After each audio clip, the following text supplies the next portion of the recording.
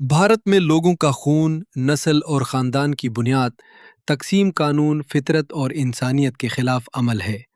ہندوستان میں ذات پات کے نظام کی تاریخ، فلسفہ، سماجی، سیاسی اور مالی اثرات بہت گہرے اور سنگین ہیں۔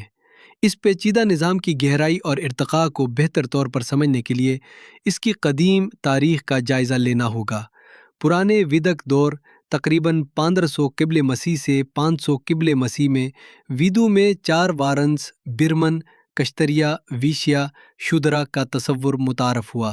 اس دور میں ذات پات کی مذہبی اور سماجی بنیاد رکھی گئی، جس میں ہر وارن کا مخصوص سماجی کردار مقرر کیا گیا۔ کرما اور جنم کے فلسفے نے ذات کی موروثی حیثیت کو جائز ٹھہرایا۔ مہابھارت اور رامائن کے زمانے تقریباً 500 قبل مسیح سے 200 قبل مسیح میں ان مہاکاویوں میں ذات پات کے تصور کو مزید مستحکم کیا گیا اور اعلیٰ ذاتوں کی برتری پر زور دیا گیا۔ برمنوں کی مذہبی اہمیت کو بڑھاوا ملا۔ گپتا سلطنت تقریباً 320-550 عیسوی کے دور میں ذات پات کا نظام زیادہ منظم ہوا۔ برمنوں کی سیاسی اور مذہبی طاقت مضبوط ہوئی اور زمینداری نظام نے سماجی طبقاتی فرق کو قانونی شکل دی۔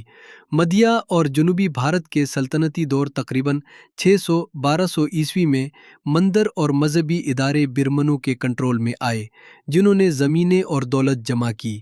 اس دور میں ذات پات کی سختی میں اضافہ ہوا۔ مغل دور 1536-1857 میں بعض مغل حکمرانوں نے ذات پات کی روایت کو تسلیم کیا، لیکن ساتھ ہی مذہبی تنوع اور سماجی تبدیلیوں نے کچھ حد تک نظام کو چیلنج کیا۔ تاہم اعلیٰ ذاتوں کی معاشی اور سماجی برتری برقرار رہی۔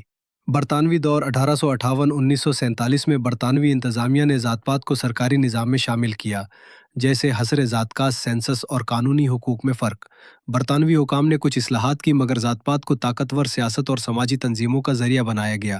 اس دوران سیاسی رہنما اور مذہبی رہنماؤں نے ذات پات کو ووٹ بینک سیاست نے بدلا۔ آزادی کے بعد 1947 سے اب تک بھارت کے دستور نے ذات پات کے خلاف سخت قوانین بنائے، جیسے دلتوں اور قبائلیوں کے لیے مثبت امتیازی اقدامات، ریزرویشنز اور سماجی انصاف کے قوانین۔ تاہم ذات پات کی بنیاد پر سیاسی ووٹ بینک سیاست، سماجی تعصب اور اقتصادی تقسیم آج بھی موجود ہے۔